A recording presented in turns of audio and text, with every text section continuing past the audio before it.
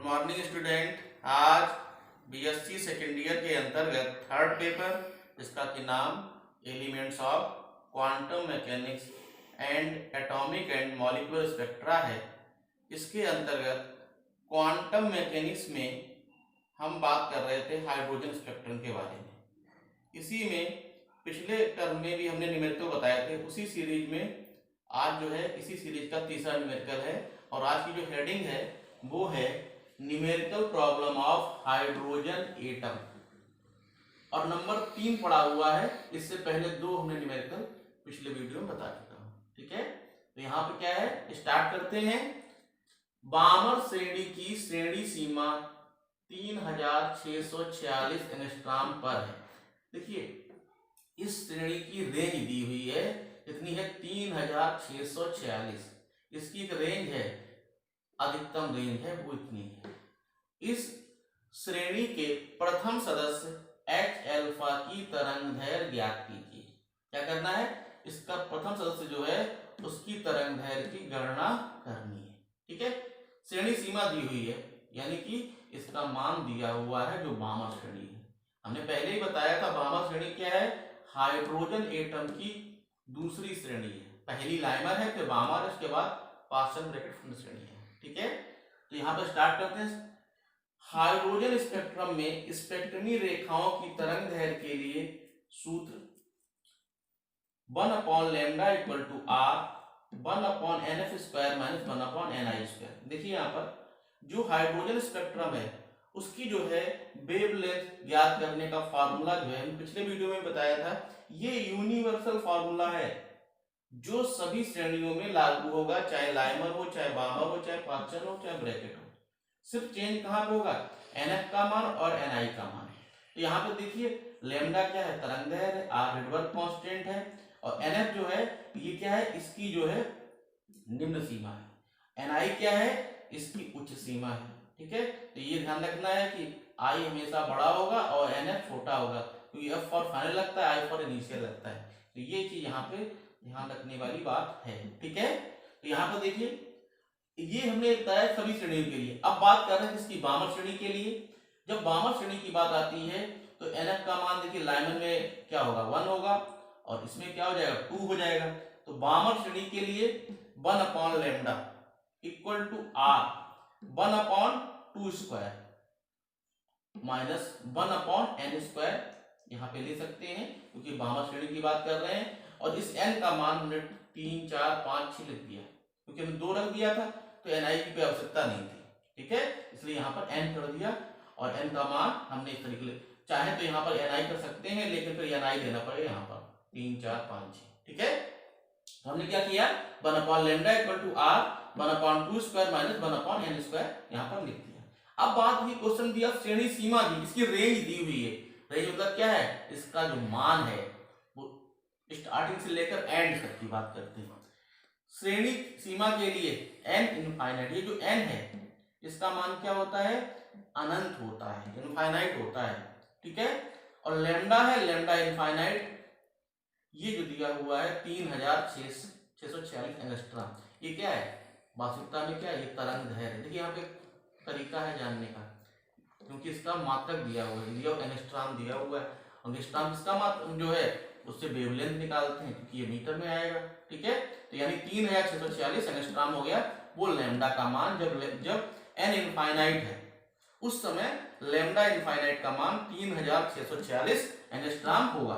ठीक है, अब देखिए इस मान को इसमें रख देंगे, 1/λ 3646 एंगस्ट्रॉम।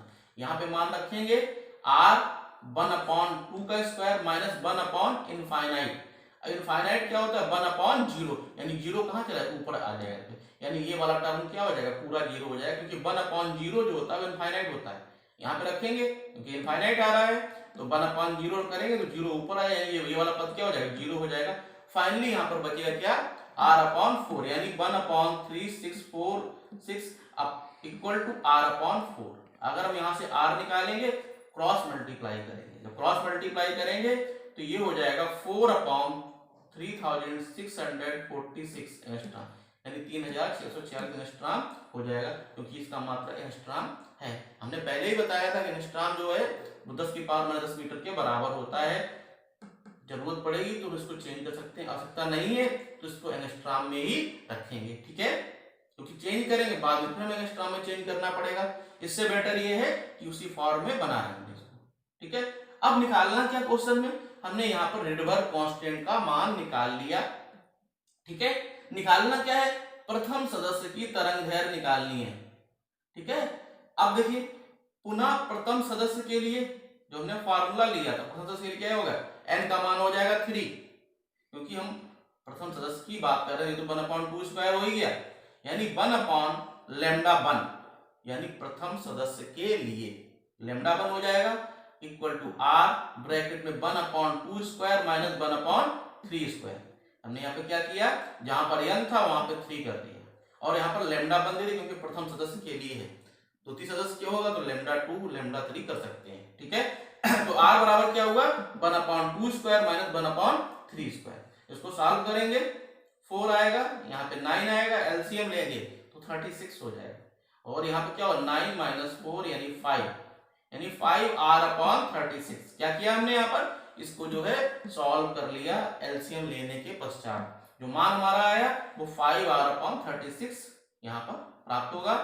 अब देखिए क्या करेंगे, हमें λ1 निकालना है, फिर हमने क्रॉस मल्टीप्लाई किया और जब क्रॉस मल्टीप्लाई किया तो λ1 बराबर क्या हो गया, 36/5r, ठीक है।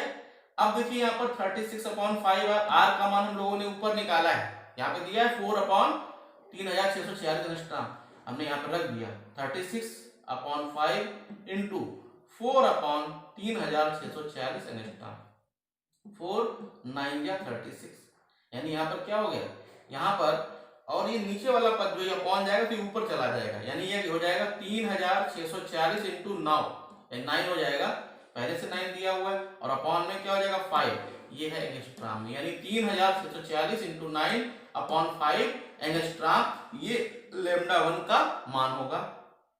जब इसको हम मल्टीप्लाई करेंगे और डिवाइड करेंगे, क्या करेंगे, 9 से मल्टीप्लाई करेंगे बाद में 5 से डिवाइड करेंगे तो λ1 का मान आएगा 6562.8 एंगस्ट्रॉम, क्या हो जाएगा, यानी कि 6562.8 प्राप्त होगा और इसका मान नियर अबाउट होगा, लगभग होगा 6563, क्योंकि ये मान 5 से अधिक है तो एक अंक यहाँ आ सकता है, यानी इसका मान आएगा 6563 एंगस्ट्रॉम, जो कि हमारा प्रथम सदस्य है।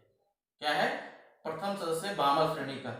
हम लोगों को मालूम होगा जब पिछले न्यूमेरिकल में किए थे तो वहां पर दिया हुआ था कि प्रथम सदस्य की तरंग दैर्घ्य 6563 एंगस्ट्रॉम है।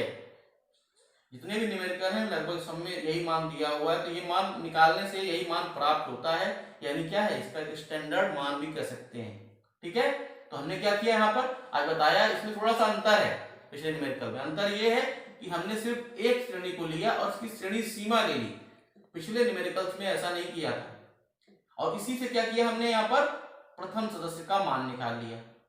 पिछले न्यूमेरिकल क्या किया हम लोगों ने, लाइमन श्रेणी ली, उस सदस्य लिया, फिर बामर का लिया, उसके बाद सदस्य निकाल दिया, ठीक है। तो हमने यहाँ पर क्या किया, उसी श्रेणी सीमा लेके हमने यहाँ पर मान निकाल। श्रेणी सीमा में ध्यान रखना पड़ेगा, जो इंपॉर्टेंट चीज है वो यहाँ पर ये है कि n जो है वो इनफाइनाइट लेंगे, इसलिए लैम्डा इनफाइनाइट, और ये इसकी रेंज है। एक की नोट करने वाली और है, यहाँ पे श्रेणी सीमा दी, यानी ये तरंग दैर्घ्य का मान है, एंगस्ट्रॉम दिया हुआ है, श्रेणी सीमा दी, यानी कि ये ध्यान नोट करने वाली बात है। और जो क्या है, सिंपल मैनिपुलेशन है, आसानी से कर सकते हैं, ठीक है। तो इसी को ध्यान रखा है, कैसे करना है इसको जो है अच्छे से तैयार कर लेंगे।